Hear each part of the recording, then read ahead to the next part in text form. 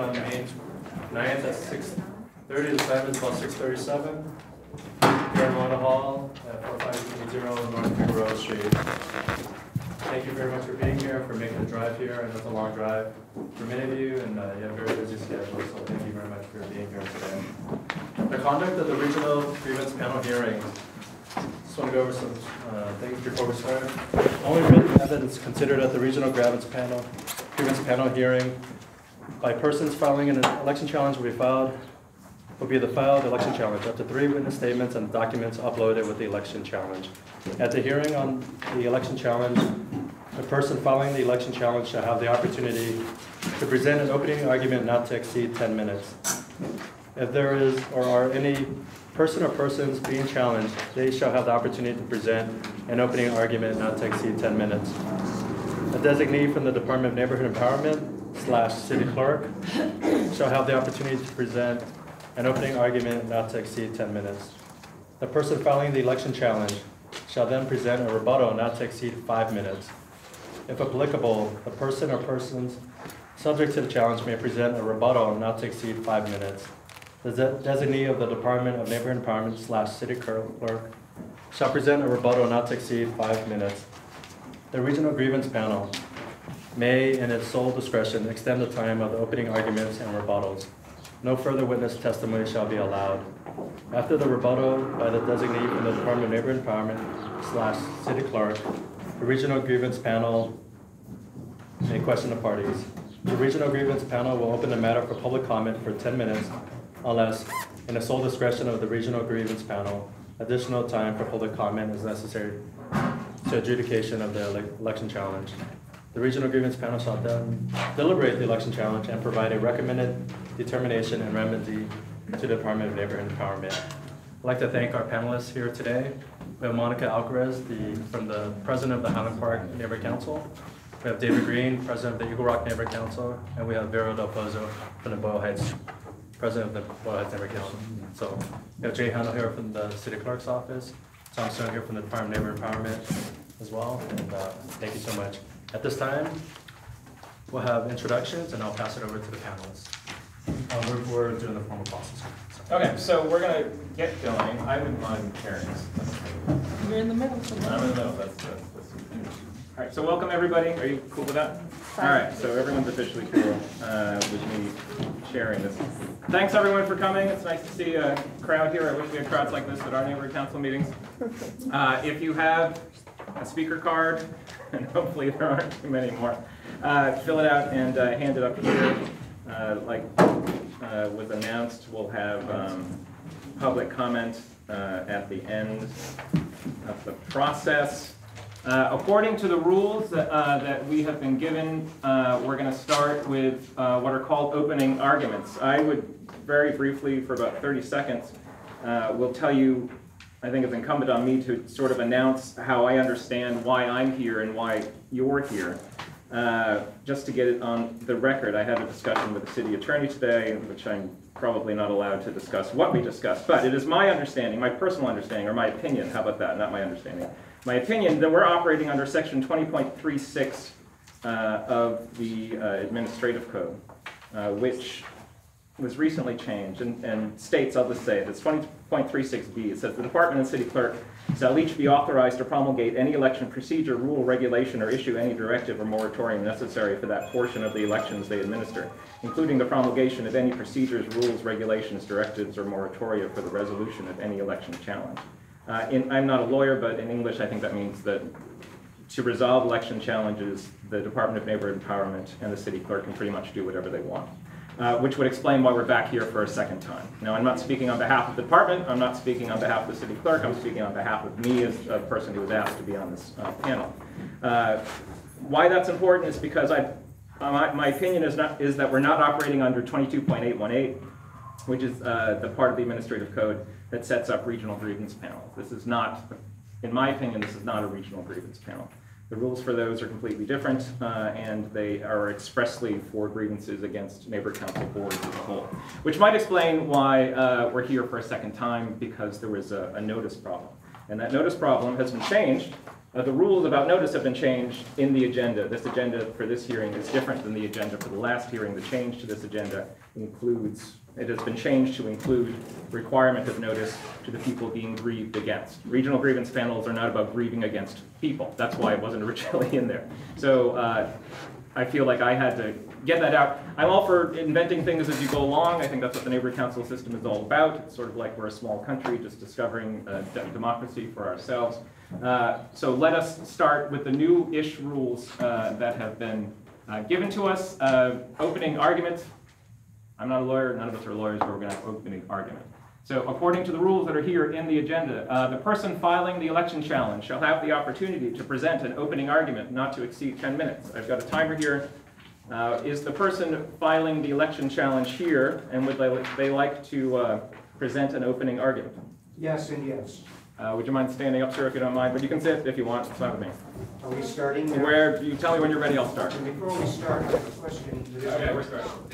Okay, well, I don't want this to go against my 10 minutes.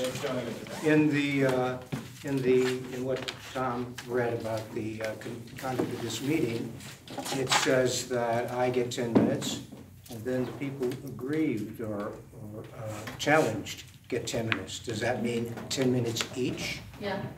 So I get 10 minutes, but the people who are opposing my challenge get 30 minutes, if you want to include that. No, they get 10 minutes as a whole. Well, that's not what this gentleman just said in answer to my question. If you're, we were already introduced, but I'm David Green. I'm the president of Eagle Rock Neighborhood Council. Monica Caras, Highland Park Neighborhood Council. Vera Del Pozo, Boyle Heights Neighborhood Council. Thank you. Okay, there are no rules about this. My reading of this, and maybe we will decide as a group right now. It says if there are any person or persons being challenged, they shall have the opportunity to present an opening argument not to exceed 10 minutes. Since you are challenging 3 separate people, I believe, two separate people, they each get 10 minutes. I hope to God people don't take 10 minutes. 10 minutes is a really long time. Total. It doesn't say 10 minutes. This is all it says. I know, but we can decide 10 total, minutes. because they still get 5 minutes each to rebut. Yeah. What do you think? It should be 10 minutes total. I think they get 10 minutes each, Yeah, I agree.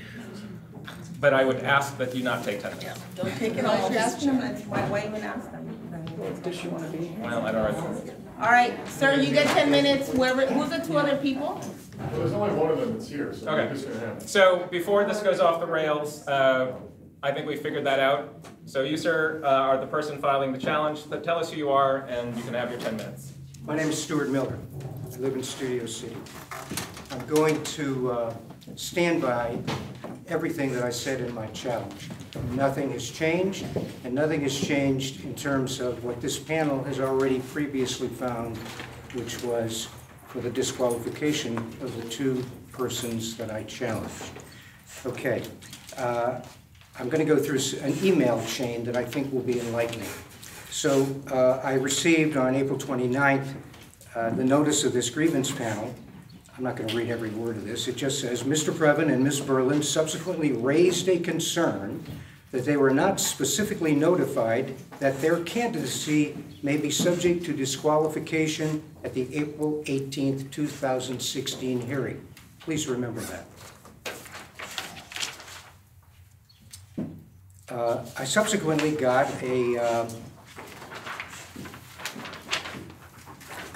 subsequently sent, rather, an email as follows.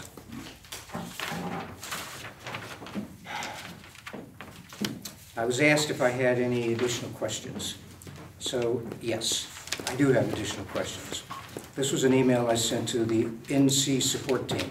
Was the panel hearing I attended on April 18th posted pursuant to the Brown Act? If not, who is accountable for that failure and what consequences are being imposed on him or her? B, if it was properly posted, weren't Mr. Previn and Ms. Berlin then responsible for attending or not attending the hearing without further notice? Note that numerous other stakeholders attended who did not receive a specific notice and apparently didn't need one. C, I call your attention to the Neighborhood Council Election Challenge Portal, published and distributed by Dunn, regarding the following. What are the remedies for the challenges? If a challenge is found to be valid, remedies will be narrowly interpreted to affect only the voters, candidates, or seats affected. Redoing the entire neighborhood council election is not a remedy unless the challenge affected every seat on the ballot. Remedies can include, but are not limited to, letters of correction or reprimand, disqualification of candidates or voters, neighborhood council funding penalties, and referral to the city attorney's office for criminal prosecution. Who reviews the challenge? There are 3 levels of review for all election challenges. 1, the department staff will do an initial review to determine if the challenge was submitted before the deadline. If it is deemed timely, the challenge will move to the next level. If not, the challenge will be rejected. 2, 3 independent election administrators, IEAs, who were not assigned to the region from which the challenge was filed, will review the challenge with the Office of the City Attorney to determine if it falls into one of the categories of challengeable issues listed below and if it has the supporting documentation. If so, the challenge will move to the election challenge panel for final determination. If not, it will be dismissed. 3 neighborhood council regional grievance panel members who are assigned by their neighborhood council to resolve grievances will review the challenge and supporting documentation at a Brown-acted and posted meeting open to the public. The department selects the panel members from neighborhood councils. If the panel determines the challenge is valid, they will sustain the challenge and recommend a remedy to be implemented by the department. If they determine it's not valid, they'll dismiss it. D, obviously, all of the aforementioned reviews were conducted and my challenge was determined to be valid, or the duly appointed neutral panel, that's the 3 of you, would not have invited me to the hearing, sustained it, and recommended the remedy in question, namely the disqualifications of candidates Previn and Perilla. Can the Regional Grievance Panel determination be appealed? No, the Regional Grievance Panel determination cannot be appealed. Can the IEA's determination be appealed? No, it can't. E, since I find nothing in the election challenge portal or elsewhere in the election manual authorizing any action by Dunn as a result of the, quote, raising of a concern, unquote, by anyone, or authorizing a rehearing by the panel, I want to know by what authority this decision was made. Also, please note the above-mentioned language from the election challenge portal regarding remedies for valid challenges since the portal was publicly available to all candidates. It was Mr. Previn's and Ms. Berlin's obligation to be aware that their, quote, candidacy may be subject to disqualification at the April 18, 2016 meeting. To suggest otherwise is simply and transparently disingenuous and by no means an acceptable reason for their failure to attend. More on that in a moment, nor for a rehearing to be ordered.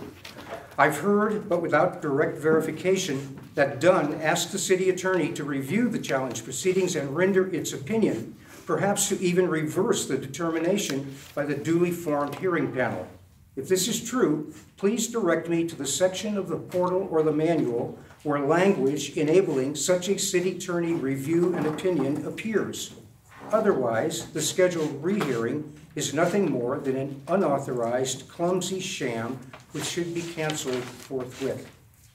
F, if such a sham rehearing is going to be held anyway, regardless of its lack of authorization, the panel should be made up of the same 3 neighborhood council representatives as the original hearing panel. Is that the plan? The answers to my questions are critical, and time is of the essence in providing them to me. Well, I didn't get an answer at all until very late in the game, and it wasn't much of an answer. Go on.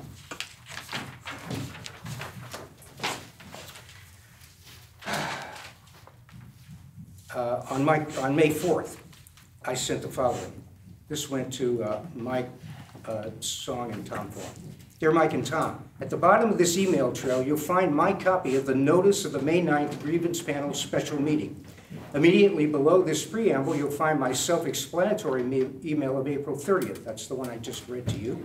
to which I have received no reply from either of you, nor Mike Fuhr, nor Gracie Liu, nor a single other Dunn or other city employee able to respond intelligently to my questions. I and the other stakeholders copied on this email and many other stakeholders throughout Studio City and other neighborhood councils deserve and demand full and thoroughly documented answers, without which, as I've clearly stated, there is no authority or justification for the rehearing of this unappealable matter. Likewise, there is no authorization of which I'm aware that allows Empower LA at will and without any accountability to simply invent, make up, and/or change rules of procedure in connection with neighborhood council board elections to correct its errors and suit its whims.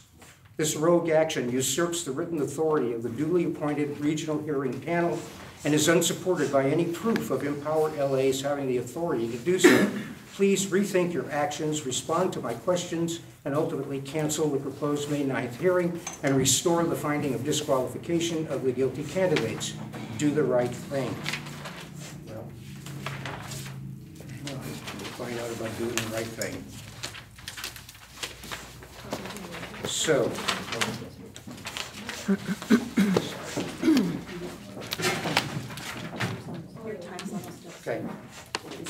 Okay, I got this email. Hi, Stuart. I understand your concerns, but as stated in the email you received, Mr. Previn and Ms. Berlin subsequently raised a concern that they were not specifically notified that their candidacy may be subject to disqualification at the April 18th meeting. Out of an abundance of caution,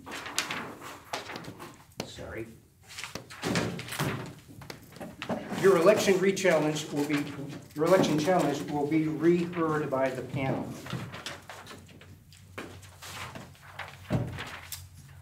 Okay, this was my response. Note that very brief repetition of what I had already been written, no answers to any questions. Tom, Mike, and Grace, your email purporting to be a response to the two emails I sent on April 30th and May 4th is nothing more than a lame and insulting attempt to avoid any responsibility for the complete election disaster for which the three of you, along with Jay Handel, Stephen Box, and other Dunn employees are responsible. I don't have the time or the stomach to repeat here the long list of specific errors in both judgment and actions, misrepresentations, failures to adequately plan, frequently changing rules and procedures, often without notice before or after, and similar acts of extraordinary incompetence others have complained about to you in writing. That said, your refusal to address my legitimate questions and comments speaks volumes. I'll definitely be there Monday evening, but know that I consider this rehearing to be unsupported by any written authority. It's nothing more than a transparently after-the-fact attempt to change the rules. May I have just another minute or two to finish? Actually, there's a million speaker cards, so I'd appreciate it if we could wrap it up. You're going to have a 5-minute photo anyway. No more time. So, are there the folks who are being challenged? Excuse me. Who's here? I know you have the authority to add time. There's 20 speaker cards. You've been to neighborhood council meetings before. 10 Yeah, minutes is a really but long I'm the time. primary subject of this You have a gathering. 5-minute photo I'm in gonna a be, little bit. when Jay gets up there, he will get the same 10 minutes. All right, speaking, and then So the person or persons being challenged, are you here? How many of you are there? It's just myself, and I believe Eric Previn's brother is here for it. Okay, well, only the person or persons being challenged. So why don't you tell us who you are, and let me know when you're ready, and I'll start your 10 minutes. Okay, my name is Patrice Berlin, one of the candidates voted in the Studio City Neighborhood Council. Okay. Okay, this hearing, as well as the previous one, never should have happened. The allegations against me are all falsehoods. My rights have been violated and my reputation's been damaged by a virtually untried and unproven process. I'm sure you are very familiar with the rules and regulations in the Empower LA handbook in regard to submitting a challenge. It states the challenge submission must meet the following requirements. Identify the basis for the challenge to the election, number one. Number two, identify the person issuing the challenge and their contact info. Number three, identify up to 3 witnesses and provide their statement via a witness statement form provided here. Number four, provide all supporting documentation, including any witness statements. None will be accepted after the request. The supporting documentation must prove that the alleged challenge is not only valid, but would also have made a difference in the election outcome. And then underlined, it says, challenges without such supporting documentation will automatically be rejected. Mr. Miller's challenge was submitted at 5:13 on April 12th. The deadline for submitting challenges was 5 p.m. on the 12th. In addition, his witness statements were not included with his late challenge. In fact, they were not posted until after April 19th. The challenge never should have been accepted if DEN was applying its own stated rules. These statements also stated that Miller filed the challenge on April 14th, and all the statements were signed April 14th, not April 12th, which was the deadline. Laws have been broken. Empower LA allowed these late statements to be submitted as valid challenges, and this is against the law. In this case, whoever is responsible showed preferential treatment to Stu Miller in favor of Lisa Sarkin. That, or at least 6 people missed that Kellum's witness statements was signed by Drucker. They were signed by the wrong people under the penalty of perjury. If so, then something is seriously wrong with this process. None of these allegations are true. All of the candidates were very cautious to stay within the designated area by the sidewalk. I did go in to register and was accompanied by Patrick Lewis, who is here today, who is another candidate. We always had another candidate with us. Patrick and I will testify for each other that in no way did either of us electioneer, nor did we have any materials with us on our way into the building, nor were we in line to register. I then proceeded to go into the voting room with Heidi McKay, who was also a candidate. We were together the entire time. Heidi is in Prague right now. However, she called and left a message reading her statement since we've been told no written testimony would be allowed by us today. And if you'd like, I can play her statement from Prague. I think if you're going to do that, save it for public comment. Okay, that's fine. Okay, on my way out of the voting room, I ran across Officer Mike Lewis, LAPD, and greeted Mike. I was tapped on the shoulder by Jay Handel, who said as a candidate I would need to leave or I would be disqualified. I said goodbye to Mike and I left immediately. I had no further contact with Handel or any other DEN staff person regarding electioneering. Officer Lewis is very upset that he was named as a witness to me electioneering and has made a statement that it is untrue. I have those statements from him as well. I then went directly back to where the other candidates were gathered outside. Rita Villa spoke during public comment at the last hearing. Villa claimed that she saw me within a 100-foot perimeter. Interesting how in the challenge she filed herself under penalty of perjury, she never mentioned seeing me electioneering. However, in public comment, all of a sudden, she remembers me electioneering.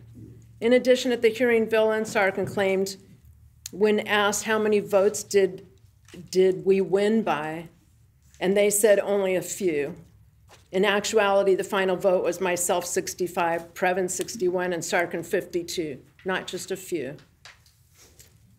Being written about in the LA Times and described as a person who has been sanctioned by a city panel of judges, claiming that I engaged in illegal activity is something I never want to experience again.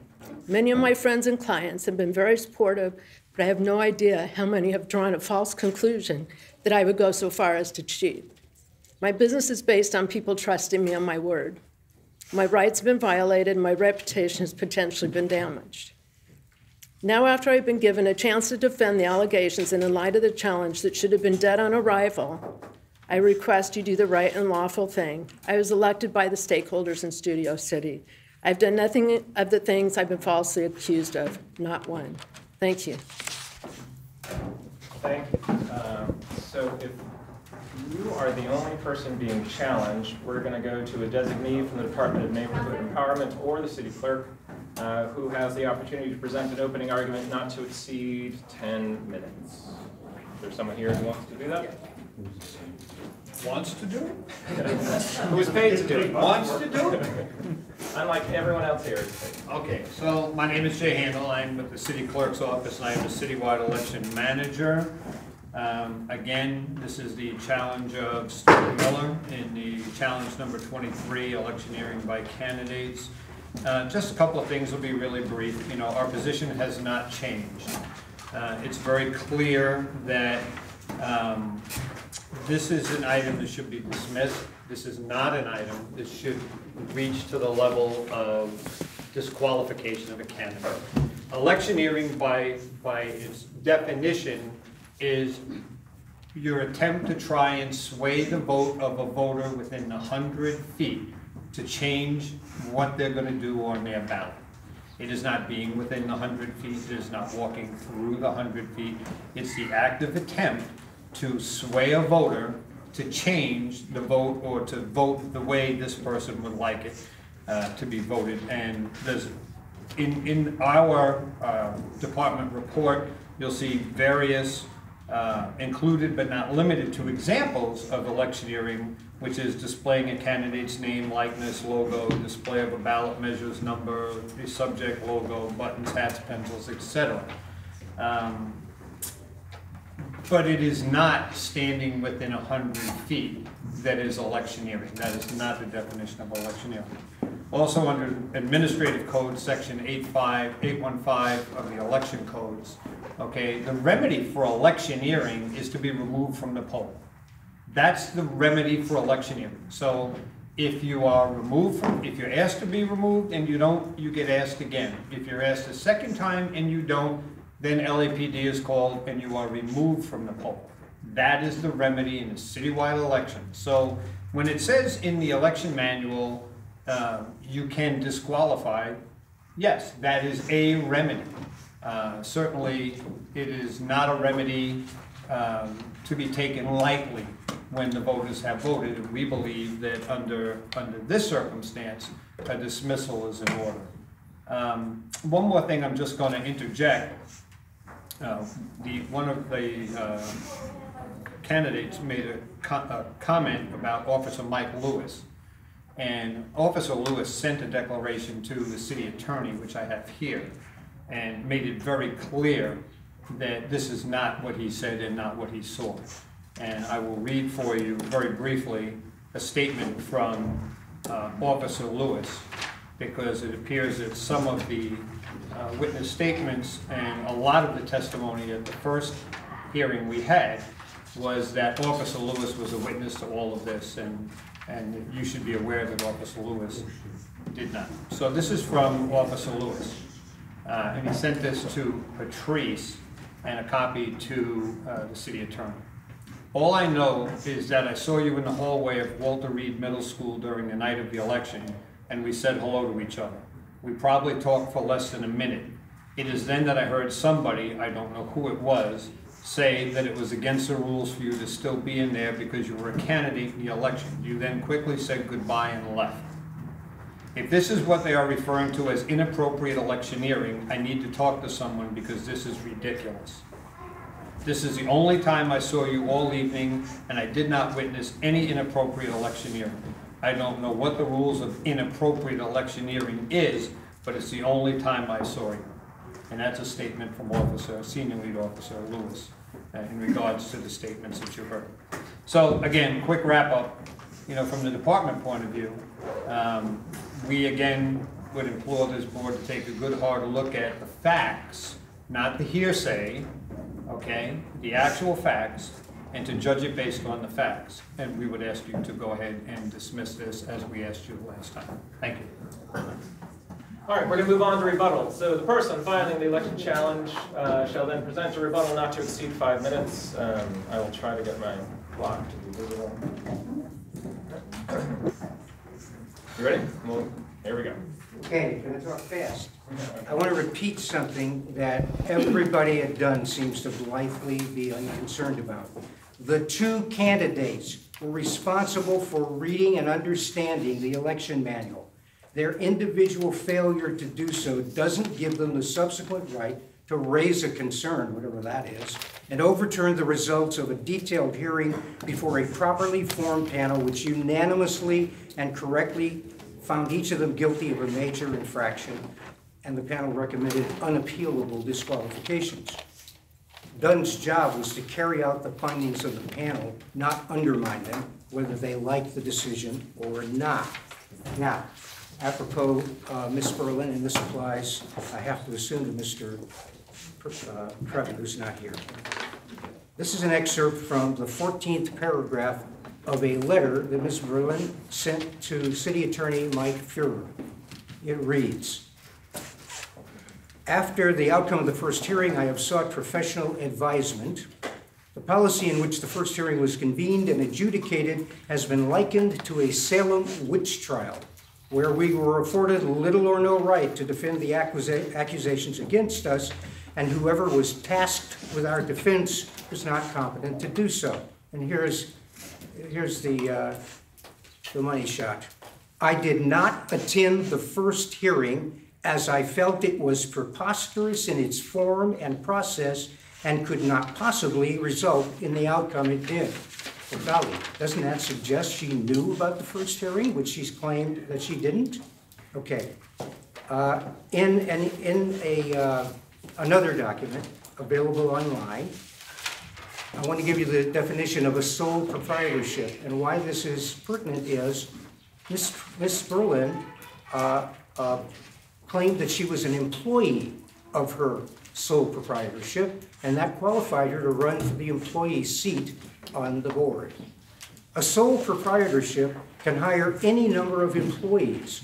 Because the law makes no distinction between you, the sole proprietor, and the business, you are not considered an employee.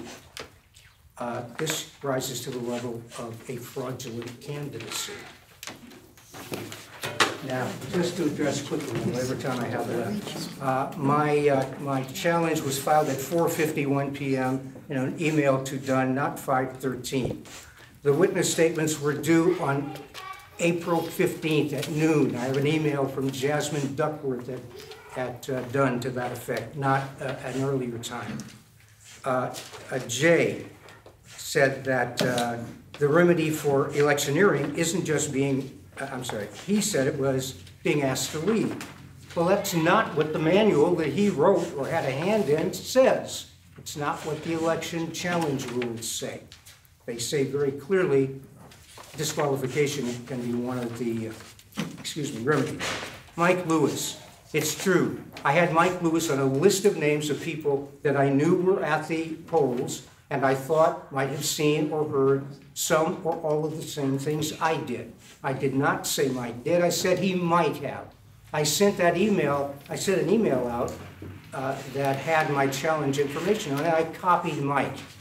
I got an automatic response. He was too busy to respond. Later, at this meeting, I clearly said I didn't get a statement from Mike. Therefore, anything on my challenge statement that said he was a witness is to be disregarded. If I had gotten a witness statement, you'd have read it. If I didn't, I didn't. And I acknowledged that Mike probably didn't see and hear what I thought he did. So what? A whole bunch of other people did. Not just the 4 or 5 people that I had on my list, literally countless numbers of them. I was stationed at a place, I was handing out the ballots to people. I don't know their names. The gentleman here asked, where are they? I have no idea. But they weren't deaf and they weren't blind, and they saw and heard what I saw and heard. So, I just want to dispose of the Mike Lewis thing. I know about the letter that he sent. He was upset that I used his name without telling him first. I tried to tell him, but he didn't respond. And I'm not claiming that Mike Lewis saw or heard anything. And by the way, my challenge against Ms. Berlin had nothing to do with her greetings. The greetings she exchanged with Mike, I didn't even know that had happened. I just thought, because I had seen Mike earlier in the hallway, that he must have heard and seen what I did. But I don't know when he got there, and I don't know what he saw. Okay, thanks very much. We're going to move on to next, which is the person or persons subject to the challenge for a 5-minute rebuttal. If she wishes. Yes, please. Never did I ever say I didn't know about the initial meeting. The initial meeting, I had written to Jay Handel and asked him if it was necessary for me to be there because it appeared that you were just determining whether or not challenges were valid. Since there were no statements the statements were not submitted until after the 19th. So at the time of the meeting, there was nothing there in the statements from the witnesses, so we had no idea of what we were supposed to be defending against because there was nothing there. So I wrote to Jay to see if I needed to defend myself, and he never wrote back to me. So we sent in somebody to record the hearing to see what it was all about, figuring that we would have a chance to defend ourselves at a later point. Never thinking that there was no, if you look at the initial notice of that first hearing, it was not, there was nothing in there about us being able to defend ourselves. If you look at the second notice that the city attorney has rewritten, they added that we had the chance in this hearing to be able to defend ourselves. And that is what this is all about. And that's, I believe,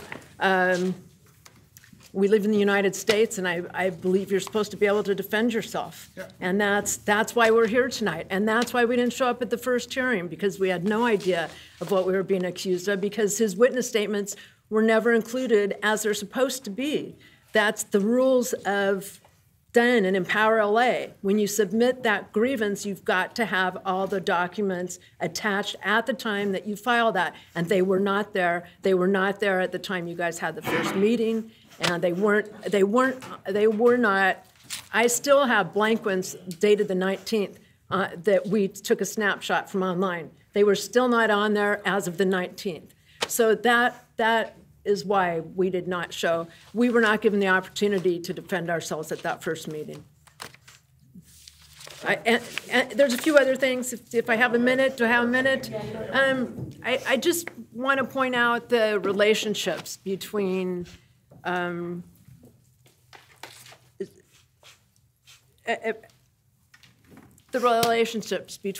the people that filed the grievances. There was nobody, all of these people have been friends and close for years and years. If you go back on the internet and look up every single person that Stu had, fill out a witness statement, they've all been good friends and supported each other for a very long time. And there wasn't any other person in the community, out of the hundreds of people that came out to vote, not one person other than them filed anything against us or saw anything, just them. And they didn't file it until 5 days after the election, until the provisionals were read, and they knew that Lisa Sarkin had definitely lost by a long shot. That's when they all filed their grievances, or tried to that evening. So, anyways, as far as a 1099, I have my own business, but I do get 1099. I have 1099s that I file in my income tax, which I'd be happy to share. So I am a 1099 as well. I work for other people as well. And the one other thing about Mike Lewis that I want to add is that when Stu Miller added that as using Mike Lewis as a witness, Mike didn't know about it, but you guys didn't know that Mike Lewis didn't know about it. So you're looking at Stu's witness statement going, well, Mike Lewis, LAPD, if Stu's saying he's a witness to us electioneering, then what else are you guys going to think? You're going to think, well, this must be real if he's saying Mike Lewis. So that's all I have to add. Thank you. Okay. Thank you. I have a question. Jay, did you respond to the email telling her that she didn't have to come to No, we did not respond. So why did you respond to her? we're going to have questions after Jay. We're going to have questions in 5 minutes. So Jay, you get a 5-minute rebuttal, and I'm listening to you. I'm just trying to figure out how to keep my iPad from sleeping. Okay, so I can multitask. just, it's not so much a rebuttal, it's more of a wrap-up, and I think Mr. Miller made the case even more clear that, there were 5 people in his witness statement, supposedly, that had heard and seen all this egregious things going on, 4 of which he doesn't have or produce, and 1 of which recanted, saying, I never said that. So, I implore you guys as judges in this issue that we don't deal with hearsay. We deal with facts. And the facts have to be clear, especially if you're going to disqualify something. It's one thing to say I'm going to write a letter of admonishment or we're gonna censure someone for doing something, or, whatever. It's another thing to say, we're gonna take the will of the people away because somebody said that someone heard somebody and other people saw it, but I can't tell you who they are. So in any court of law, that would never be admissible, because that is pure hearsay and inadmissible. So all I would say to the three of you guys is, you know what? Take a look at the hard facts and the paperwork you have, and make your judgment based on definitions, hard facts, testimony, clarity. Thank you. Okay, thanks, John. So now we move on to the questions by panel section, which also appears to be new in the rules, which is great. So we will start with Monica, and you get to ask questions of the folks who spoke. So why didn't you respond to her when she was asking if she needed to be here to defend herself? Because I forwarded that email on to the department, because at some point I had to be removed out of the loop of what was going on and have the department make decisions about what was happening with the challenge process. My job is to get it to the department. The department then moves it forward. I don't move it forward from the election division. So then who needed to reply to her and let her know that she should have been here? Well, she knows how many people she copied on it. Everybody, Yeah. And nobody replied to you? nobody replied to me. And who was on that list? I don't, do you have that email with you? I don't know. It would have been Grace Lou, it would have been whoever in the department. But you knew that there was a meeting, you just felt like it wasn't something that you should have been here because you didn't hear anything from them? Well, Jay never got back to me. I didn't hear back that I needed to be there to defend myself. There was no, as I repeat, there was nowhere in there that said that I could speak for myself, that I was gonna have time to defend myself. I didn't know what I was defending myself against. Once again, like I said, there were no statements there. There were no statements online as to what the allegations were. So we figured, okay, let's. So you were never provided any documentation of what was there? Absolutely Never? not. The only thing was Stu Miller's challenge that was put up, but nothing, there were no witness statements. I'm sorry, I'm asking you now, but she's never given anything on what? No, the agenda was sent, the Thompson Neighborhood Empowerment, the agenda was sent out, as Patrice stated. On the agenda, there was a link to the challenge there, so everyone had access to see what the challenge was. So she had access to The it? statements weren't there. The statements were not there. I think the agenda, The link is there. the link is, right, the link, yeah, I sent out the agenda with the link on it. They're both right here. So everything's there. The link There were no to, statements. Were the link to the statements there, yes or no? Yes. the link was to the challenge, and the link should have the challenge should have been up there. But it wasn't on there. Excuse me, wait, not everybody, I'm asking them. Yeah. So, are you saying that the link was there and it should have been there? So who, Here are the two statements you sent out. Yeah, so when I sent it out at that time, I sent out the link of the challenge. You guys, I can't hear him. Okay, now in terms of the statements being there, I don't know, Mike, if you want to bring clarity to this. I can't remember, I'm not sure if the statements were there for that portion, I'll be honest with you. But you're saying that they should. At least the challenge should have been, is up there in our portal, yes. Excuse me, I have the blank. I'm not gonna look at like any. Okay, but I'm just saying they weren't there. I mean, even, there's a lot of, he talks about hearsay, to me, it's a lot of it's hearsay, because he's saying one thing, he's saying, he She has the actual list that shows it's not. All right, folks, to bring it back on track, we're here, we're talking to the parties, which are Okay. Jay and the two other folks. That's it. There's a public comment period coming up, so let's hold our questions and comments until then.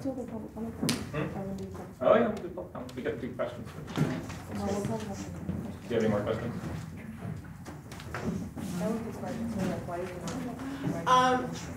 I don't feel that got answered. Tom, I'm sorry, or Mike, I don't know who should be answering that. My concern is that the only thing that she saw that you sent her for the first meeting was just a challenge, is that correct? I sent the link where the challenge is. Now, what I'm saying is that, I'm not sure the statements was there at that time though, because a lot has happened since then. So they're saying if it wasn't there at that time, then I have a problem with nobody responding to her. So if you take a look at the witness statements in your packet, they're dated, I believe, the 18th or 19th of April. They went up into the portal after, you can take a look and see the actual dates. And what was the date that the notice was sent about the meeting? April 15th. And what's the dates of the statements? 14th, 2 on the 14th and 1 on the 15th. This is not this. Okay, well, Okay, hold on. but I'm still not getting an answer, I'm sorry. Do you mind if I just Go rephrase ahead. the Go question? ahead, go right ahead. I'm going to follow the rules and ask Jay a question. Jay, super simple question.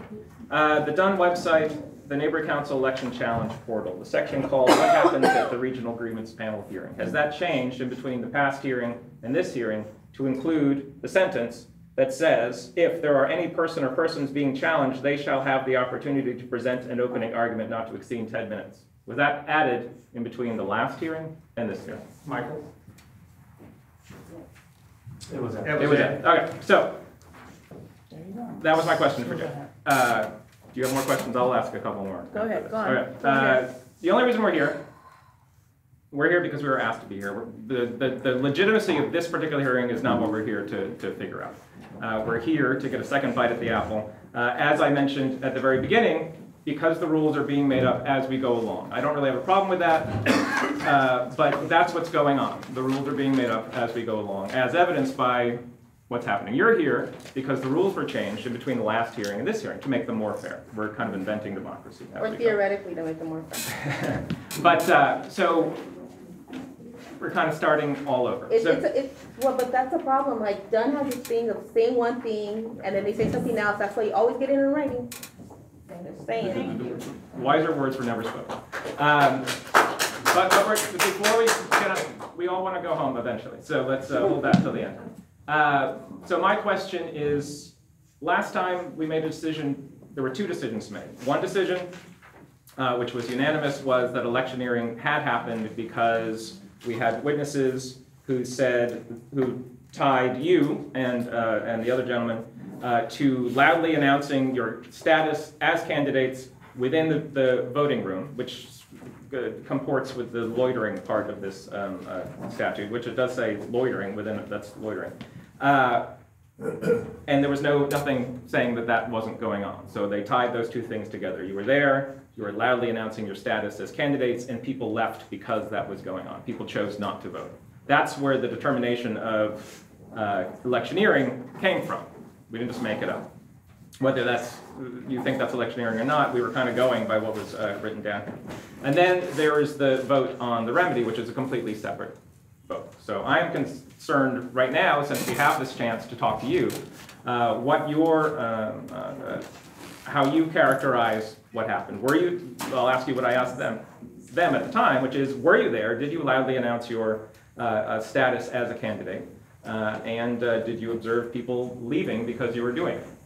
Absolutely no and no. And I had Heidi and I were together. Heidi McKay, she won one of the council positions. Can I play her statement from Prague? It's short. It's very short. We haven't got to general comment. As soon as we get to general comment. Okay, well, you're asking me if I was with Heidi the whole time. She will claim that I absolutely never. Yeah. Well, I'm asking you. Yeah. There was somebody. How do we know who that real person is? No. I'm sorry. Well, but here, I just want an answer to this question. I have a written statement on an email as well. But here's the question, which I was not allowed, which you weren't here to answer last time, which is, someone said that they saw you within the voting area, loudly announcing your status as a candidate. Did that happen? No. Actually, not yet. Let's see. I can ask Stu, did you see her loudly announce her status as a candidate in the voting area? I saw her in the presence of Mr. Previn. Mr. Previn, I have to say. Yes or no? Did she?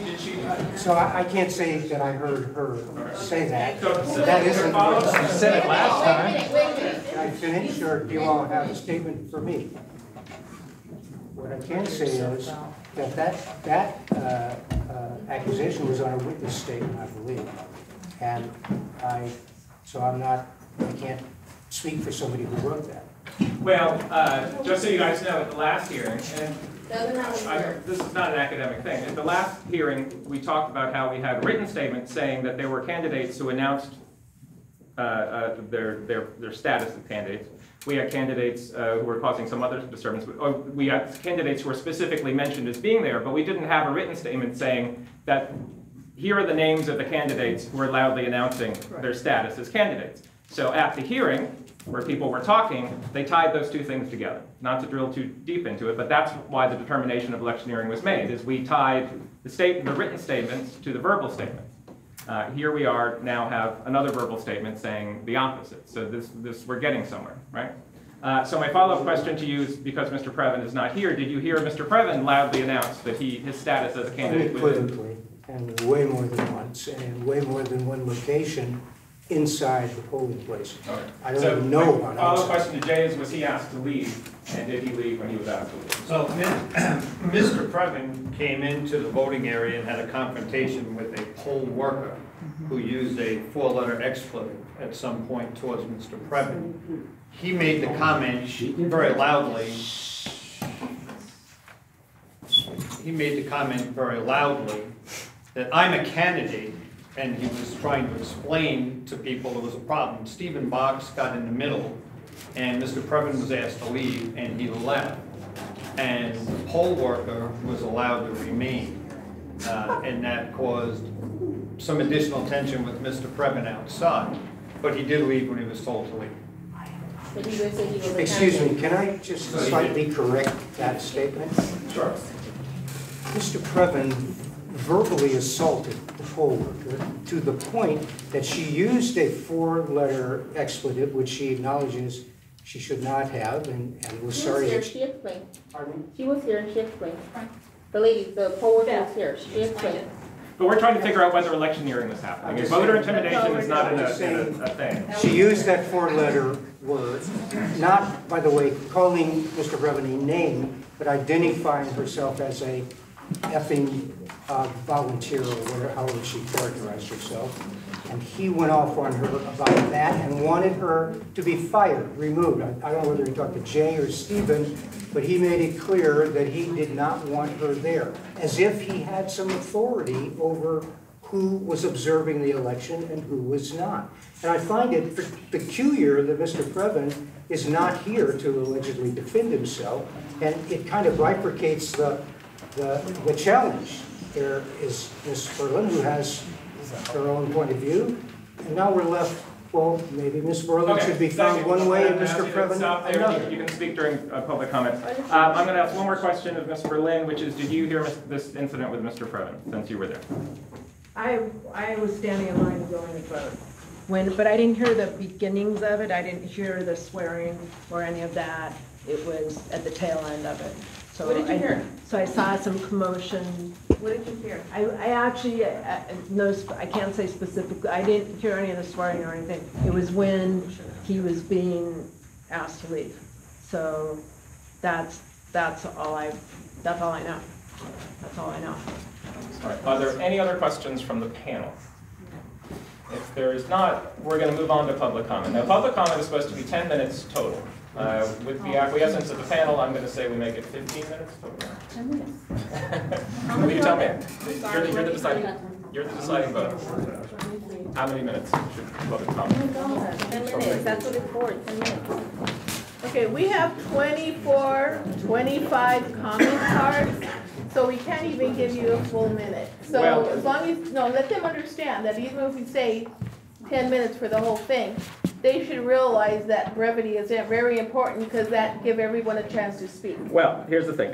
If we limit the time, not everyone is going to get a chance to speak. 25. So what we Guys, can you do- get to make the rules. What is so difficult I know. about allowing everybody to speak? 1 minute for first 30 seconds. What's- 30 seconds for first session. All right. Because that's what I do at my neighborhood council All right, meeting. and it's hold on, for them. folks. You've been to neighborhood council meetings before. You've been to city council meetings before. There are neighborhood councils that only have 10 minutes of public comment. That means not everybody gets to speak. You'll have to wait until next time. So, if the panel is talking about, the rest of the panel is talking about 30 seconds per speaker, I would like to set a maximum amount of time. If you would like to base the maximum amount of time on the number of cards, we can do that. When that time is up, the time is up. So if someone speaks for more than 30 seconds, you are taking time away from the people at the end of this randomly shuffled list. And if you have a problem with the total amount of time being used, take it up with the folks who went over their 30 seconds. So 30 seconds for each person, that way everybody gets to speak. 50. 30 seconds is a long time, people. I say a total of 15 minutes total. 15 minutes total. All right. But then and not everybody gets to speak. That way you give everybody a time. Do you want everyone to speak for? That's why 30 seconds. Yeah, it can be 30 seconds, but not everyone's going to speak for 30 seconds. So I need a total amount of time. No, when they hear it ding dong, you stop. Yeah, but they won't. At my neighbor council meeting, they do it for 15 minutes and that's it. All right, so we are going to try 30 seconds each. Do you want to do a 30-second timer? You got a clock on that thing? And I don't pay attention. Seriously, I don't. If you can just say your name I'm not sure I can do 30 seconds. real quick and start, it'll be great. We'll just keep going, okay? We'll try to get everybody in. I don't think iPhones even Yes. do 30 seconds. Yeah, we do. Can you, if I have 30 seconds, can I give my 30 seconds to somebody else? No. We have this is the not cards Congress. here already. It's all from the cards that are here. Okay, so we're gonna do it. I'm gonna start a timer that goes for 15 minutes. It will be a generous 15 minutes. Here I we might do go. 30 seconds. Monica will do the 30 seconds, and I will call the names and Who's gonna go first? prepare yourselves. And these have been randomly shuffled. So here we go. All right, Mike Szymanski. Mike. Hi, you guys heard me before, I'm a stakeholder and a journalist. There was you said before that the voting wouldn't changing the election wouldn't change the outcome. You can see by this crowd, all of the votes would have changed, all of the elections would have changed. This election was a travesty. They've mishandled the whole thing from day one.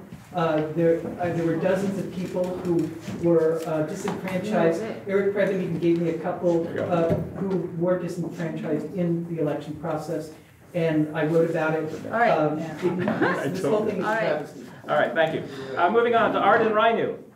Hi, my name is Arden Rainu, and I agree. This whole thing has been a travesty. I believe in democracy, and it wasn't a display of democracy.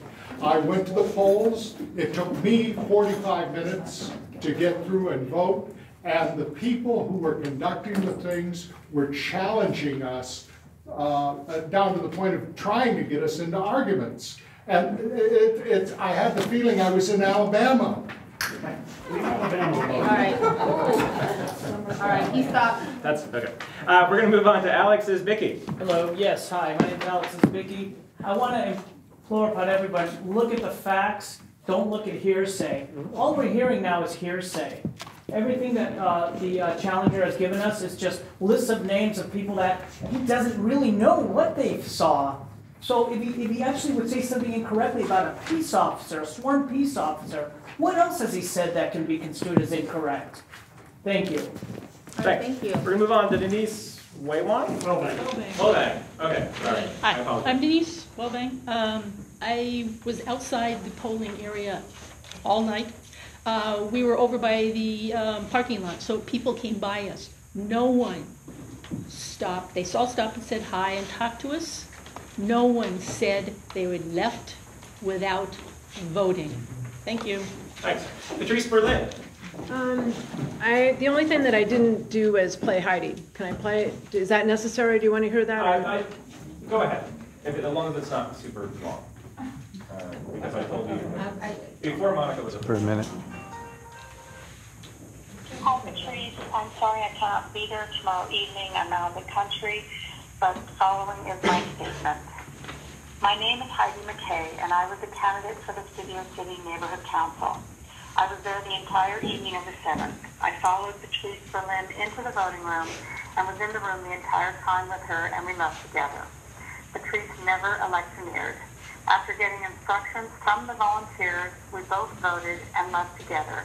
And for the rest of the evening, I did not witness her or Eric Previn, quote, loudly declaring their status as candidates, unquote, at any time. I went back to the entrance twice, once to retrieve my umbrella and another to help a friend who was physically challenged.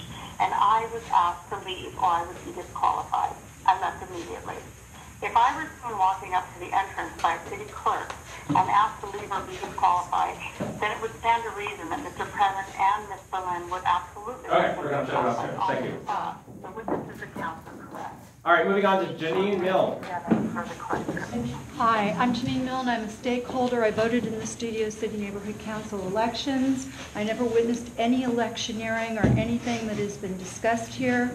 I, too, upon hearing that there would be a grievance panel, tried to find the charges. I saw the Mr. Miller's challenge. I could not find any charges. And when I did see them after the meeting, I will say I noted that 2 of the charges were signed by the same person. So it's a democracy. The voters spoke. Their vote should be respected. Dr. Fran Fried. Hi, I speak 3 languages, but I have trouble with legalese and circumlocution. My husband and I arrived around 4:30 to vote. We were there about 45 to 50 minutes. During that time, we experienced no electioneering, and as a matter of fact, tonight is the first night we meet Ms. Berlin in person. One other thing, speaking of the whole thing, while this is all going on, the finances of the neighborhood council, are they being held in abeyance and nobody has control of them? Or should somebody have control of them? Shouldn't. Okay, thank you. Jeff Jacobs. Yes, hi, I'm Jeff Jacobs, and I spoke with Mike Fong and Jasmine, and I sent some emails to Tom. I noticed first of all that Mr. Miller, who was so anxious to have rules and regulations followed, did not follow any of them. I looked at his initial statement, which was in an email. It was later recorded at 5:13. I have confirmation from Mike Fong and Jasmine that did happen. Special rules and regulations were given to him. Also, his witness statement did not have any names, emails, addresses, phone numbers, or witness statements on them. Okay. They were not there. Thank you. Susan Jacobs. We're doing great, by the way. I'm Susan Jacobs. I voted in the neighborhood council election. There were no problems when I was there. Everybody was outside, any of the candidates, they greeted people nicely. Nothing was done that I saw. And Empower LA was trying everything they could do to try and get people involved in this election, and I think they really tried hard. And then to find out that somebody can say the candidates that are elected are thrown out, and we get to have people that are not elected seems totally wrong. Thank you. Mark Masseri. My name is Mark. I ran for election 3 times. I won 3 times. Every time I was challenged for electioneering. You know what I was challenged by? The people who lost. Their friends, their minions, their flying monkeys, all their buddies challenged me, and each time it was shot down. Hey, he shook somebody's hand in front of the poll. Electioneering, let's challenge him. He has nothing to lose. He has everything to gain and nothing to lose. So you should ask the question, who gains if this is sustainable? Who gains? The people who want to stay there in power. Right? That's who gains. The question you really should be asking after you decide who did what here is how the hell did a witness statement get signed by another witness and nobody caught it under penalty of perjury? Thank you. Michael Throw the Switzer. legal book at those people.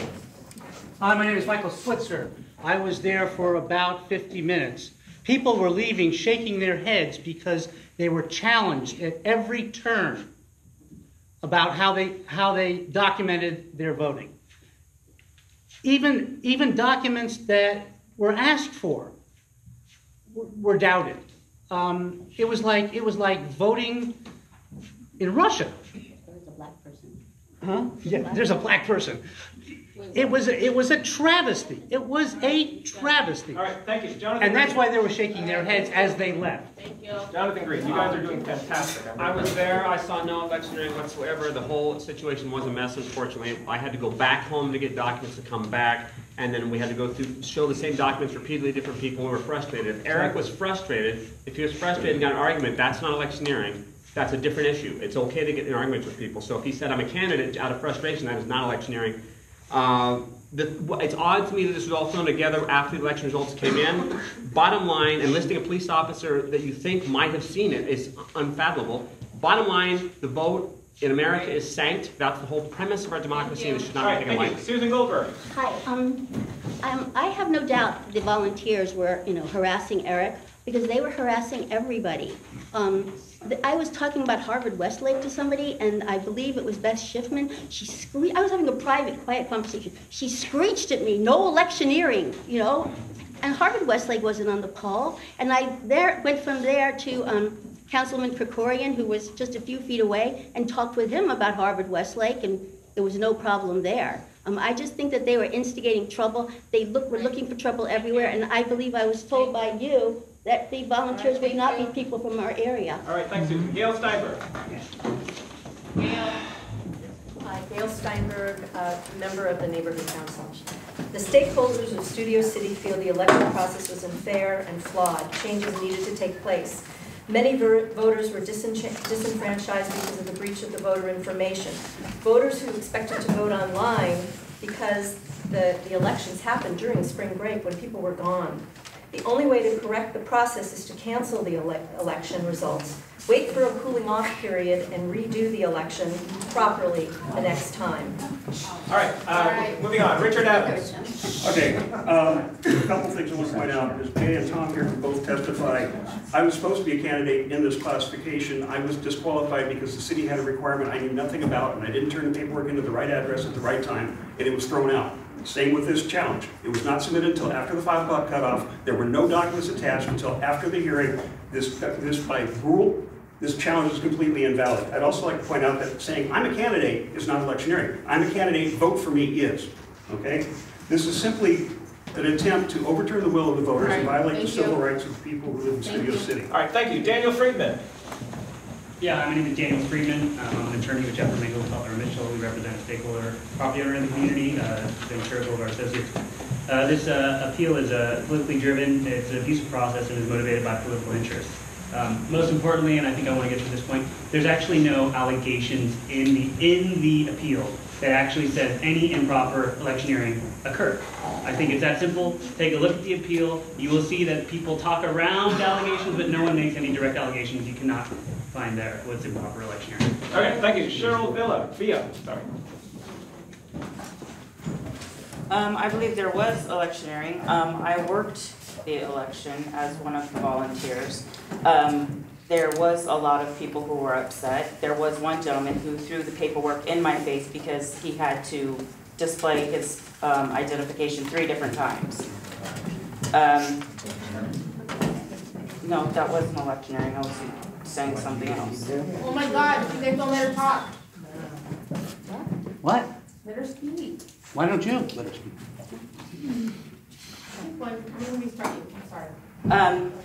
I reported this to the SCNCIA Tom Meredith when he was outside doing curbside voting and repositioning regulated signage. Sorry, I'm just reading my statements now. He responded that he had already given her 2 warnings, must be Patrice Berlin, and would address it again. During our last election, there was 1 instance of electioneering, and Dunn representative addressed. Are we starting? Thanks, Cheryl. That's true. Julie Fisher. Julie Fisher, homeowner and business owner. I did see electioneering. I did see Mr. Graber. I overheard him and I witnessed him telling a voter he was within the bounds of the school, to vote for Aaron Kremer. I also witnessed Mr. Stephen Box come out and tell Lisa Sarkin it was late after dark, past 7 p.m., that he did not have time to attend to her request about electioneering, and he didn't have time to send anyone out to monitor or do anything about the electioneering that we had witnessed for the past couple of hours. Okay, so thanks. I overheard it. Moving on, Lisa Sarkin. On April 7th, I was SCNC president and candidate for re-election. Before I had to leave the polling place, I informed Mr. Box that Bill Harmon was the acting election chair. Stu Miller was an observer. Barry Weiss was appointed by Box to be the door greeter. At no time was there ever anyone outside appointed to be a monitor. I called in many, many, many times and nobody ever came out. I saw Patrick Lewis, Graber, Radow, McKay, Berlin, Previn, constantly in the 100-foot radius, on the porch and inside. Okay. You really need to ask Jay for Thank the you. second email Thank you, that Lisa. Officer Mike sent. Barry Weiss, you guys are doing great. My name is Barry Weiss, and I was at the door as a greeter. I did see Miss Berlin, and I saw Mr. Previn come within the zone several times, and I asked Jay, I think those are candidates, would you please go talk to them? I think they're within the zone. They were walking with people that were coming to vote. Jay went and talked to them several times, as I asked him to do several times. That's my story. Thank you. Remy Hessler. I'm a current board member on the SCNC. I came to the meeting tonight just to hear the additional testimony that was going to be provided. My understanding is this is not a redo of the prior hearing. It was an opportunity to provide additional testimony about the two people who were being challenged. One of them is not here. You have no additional authority or evidence before you from that person to change the prior decision. Okay, Judy Price. Hi. I'm Judy Price. I'm a former president of a neighborhood council, not this one. I was a volunteer inside the polling place. I did see Miss Previn there for quite a while. She was talking to Officer Mike, and there was no other person with her. I went over to Tom Sung and said she's a candidate, she shouldn't be here, and that's when she was asked to leave. I also saw Eric Previn 3 times make a scene, once at the registration table. This was before he went inside Jay. At the registration table, inside, I was right outside the 2 ballot rooms and beside the ballot box. Okay, thank you. Mark Fisher, next please. We're almost done. You guys. Mark Fisher. Hi, Mark Fisher. I was a candidate. I'm not going to speak to the behavior of other candidates. Only want to address one point. And any question regarding the posting of witness statements or Mr. Miller's documents, is there any question about that? Just let's all think about the issues that we had registering, the issues that we had voting, and this system is a flawed system. So I wouldn't trust anything that was timing-based related to those complaints or those statements. Thank you. And Rita Villa. I was at the polling place. I was a candidate. I did witness Patrice Berlin and Eric, not Eric Previn, never witnessed Eric Previn. I witnessed Patrice Berlin and Patrick Lewis inside the 100-foot radius several times in the walkway going up. I addressed this with Tom Meredith. You'll remember when you were doing the online vote, the curbside voting. He said to me he had already addressed it with her twice. I asked that it be addressed again. Eric Previn actually sent in a letter to Dunn before on the 11th and asked for the filing of grievance information to be given to him, and he did not get a response until the 13th, and the response he got on the 13th from Dunn was that it was too late. That's not fair to Eric. Hey, you guys. It's not fair to Eric. Adults. Let everybody speak, regardless of what the opinion is. They have the right to speak, right? That was over their time. Yeah, All right. that's what we told her to stop. Thank you, everyone. I'm proud of all of you. And again, thank you for being here. I think we should do a cultural exchange between Highland Park and Studio City sometime, where they come to one of our meetings, we go to one of their meetings. They will be my meeting. I run my. We trade presidents and see how that goes. Huh? We'll give you ours. We'll give you ours. Yeah. we're taking care of our homeless. Yeah, we are. You haven't met ours. Take care of ours. Anyway, so the final item, it's like a segment. The final item tonight is the deliberation. There's nothing in the statute, it's a big blank thing about how the deliberation is supposed to go.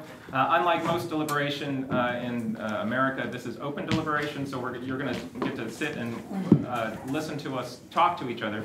I'd ask that you not interject if you object to something stupid that we say, which is guaranteed to happen. I am a habitual talker, so I will, if you want, I can start.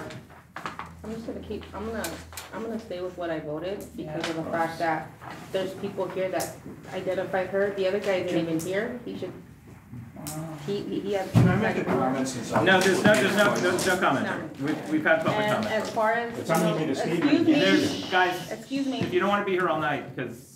And then let's just try they to talk keep about some decorum. this is the 3 people. That's really close. It's not far. I mean, if it was 15 or 52, that's like a landslide. But this is all close. And like I said, never in the history of jurisprudence, which this is not, by the way, has there been open deliberation or decisions being made sort of out in the open. So let's That's just only let us four talk votes. and do our thing. And From 56, from 65 to 61, that's only 4 votes. right, but those are the two people who we're talking about here today. So Yeah. between you're looking at 61 And then to to 52. So for that logic, and I'm not advocating a position. Number one, you have to find out that there was electioneering, right? Based on the rules that we've been given. And the rules that we were given only exist because they've been given to us. Okay, can I And that they say changed. Okay, And that they changed. my thought is that, one, I hear a lot of, there was bad behavior. Bad behavior does not mean electioneering. Okay, he got mad, he yelled, he screamed, you know, we all have those. But I don't see that as a part of electioneering. I really see no evidence of electioneering now that we really look at it. I mean, I don't hear, no one here said that they heard him say, I'm running for president, vote for me. They heard him get angry, they heard him get mad, they heard him confront the volunteers, but that is not what we're here for. We have to get back to what we're here for. So, to me right now, I don't see it as electioneering. Well, here's a problem. And we will come back at it. So this is my problem. So Jay specifically, at every election thing that we have, you can't be within 100 feet of the door. You can't do that. You have to follow that rule. And people are not following that rule. That's the problem. That's why people say, you know, they don't take neighborhood council seriously.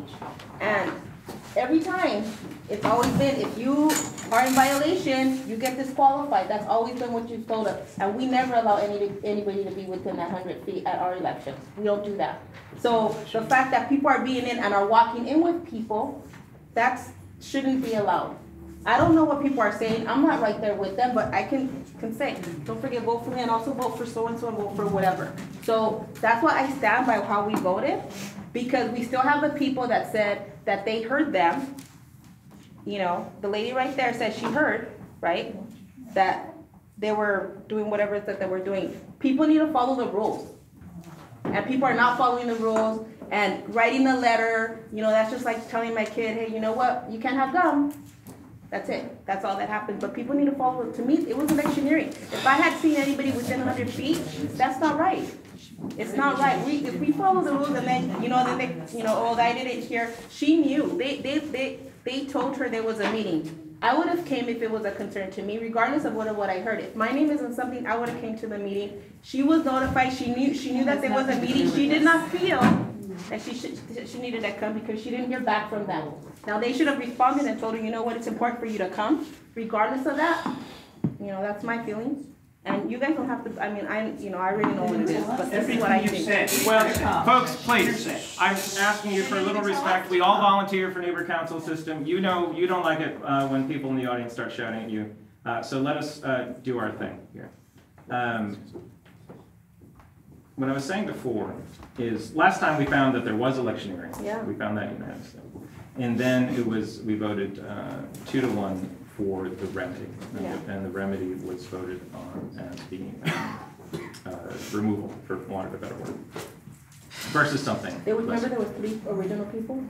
And we voted for one, that one of them didn't do it. One of them was an election, but the other 2. Right, so that's where I'm going. I mean, I'm going to think out loud here, which I think is actually the point. We found that there was electioneering because we had people at that hearing who tied the witness statement, which says that there were people loudly announcing their status as candidates, and there were people who left, who chose not to vote because those people were being loud and obnoxious, and then we had someone put a name to it, right? And there was nobody saying that that didn't happen. So this time around, we have people saying that it didn't happen.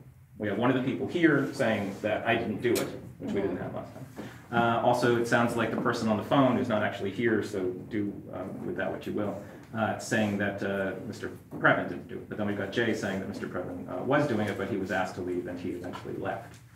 He didn't say the time between when he was asked to leave and when he actually left. How short that was, how long that was, and also it sounds like he came back at some point. But you see, you have the guy that was greeting people that heard them electioneering. The lady that's right there said that she heard them, and she was here before. And there was somebody else. Nobody said they were. The lady right there. Nobody said they were.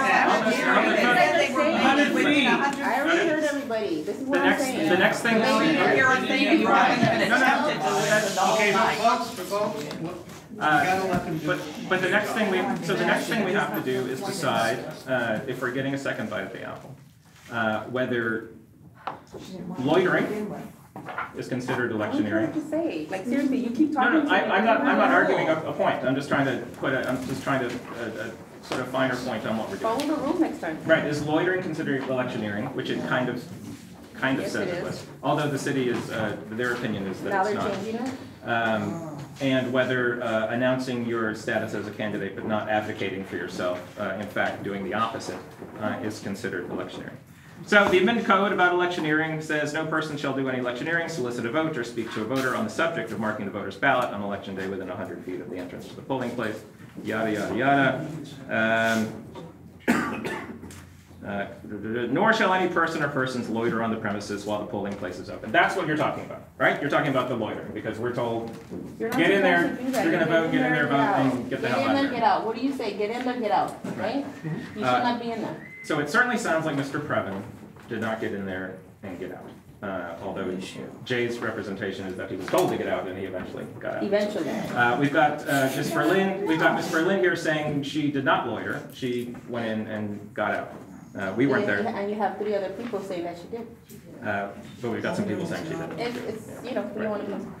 Okay, so that's step number 1, is determining whether there was electioneering. Step number 2 is determining the remedy if we decide there is electioneering. And I've got a little speech prepared on that, but when we find out if we are going to reach that point or not. And it kind of sounds like I'm the deciding vote. So you were inclined to vote for I think you should stand.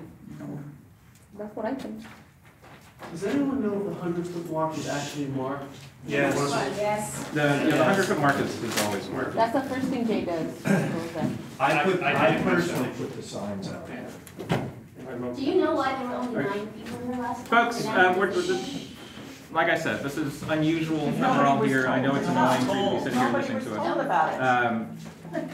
The neighborhood council forgot to send out an email blast. Why don't we, Both times. That would be the person in the back of the room. So I'm just going to poll you guys, and then I'll figure it out in 10 seconds. You think Previn and Berlin were both electioneering? Yeah. What's your? I believe that Previn was and she wasn't. Okay. I vote the same as Vera, so that Previn was and Berlin wasn't. All right. So that counts as our vote. Okay. All right. So we find that Ms. Berlin was not electioneering, that Mr. Previn was electioneering. Is that cool? Is that on the record? That's on the record. All right, so that's the vote. Next is... I would like to know the No. The evidence that he was electioneering. The next thing we decide is the remedy for Mr. The next thing is we decide on the remedy for Mr. Previn, which is, it's a long list of various things. If there's your vote is disqualification. Okay. The rules do not say that. What is your? Do you want to vote or you want to talk about it first? Read them. Read the rules. Read the rules. Okay, folks. Here's the deal. No. Here's the deal. It's our hearing. It's our deal. Let's finish up. I feel that Jay asked him to leave the room, and he did. He was sitting outside, and according to different people, he was and was not within the 100 feet. I don't know if we should go as strong as a dismissal. I want to hear more on what you think, and Monica, because I think maybe just a letter or some other kind of reprimand is in order. All right. Well, now it's my turn, and I'll be brief.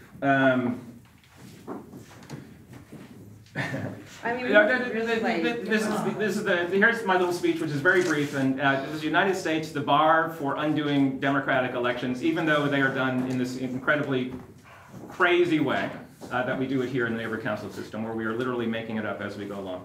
The bar is very, very, very high. I'm not even sure it's ever happened to undo a legally held.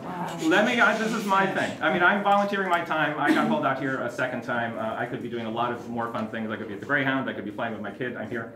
The bar for undoing democratic elections, no matter what the vote tally is, even if a handful, is super duper high, and this does not reach it. So I would agree that a letter of reprimand is the way to go. Yeah. And this is why people Thank you.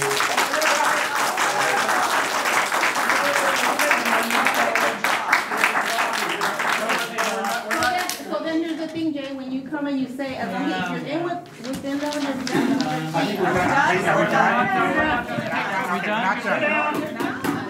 Let's take a vote. Okay. Let him vote. Are you okay with that? So we have 2 votes for a letter of reprimand, 1 vote for removal.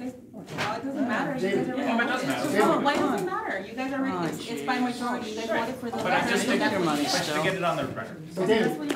You just stay what you're voting on? We're voting just for the She record, stays on the if there is a record, that we found that Mr. Previn did electioneer. We found that Ms. Berlin did not electioneer. The remedy for Mr. Previn was a letter of reprimand by a vote of 2 to 1. The vote for the electioneering determination was unanimous, 3 to 0 for both.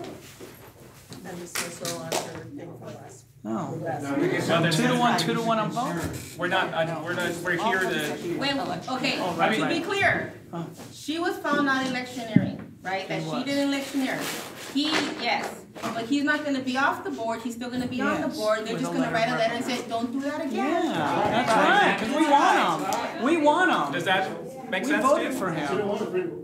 No, I voted for that both of them should have been off, and I voted for that. So they voted that he Oh, should you're get a okay. letter. You're right. Monica's right. It was 2 to 1 for both. Yeah, 2 to 1 for both. Yeah, thanks, Monica. Thank you. Thank you.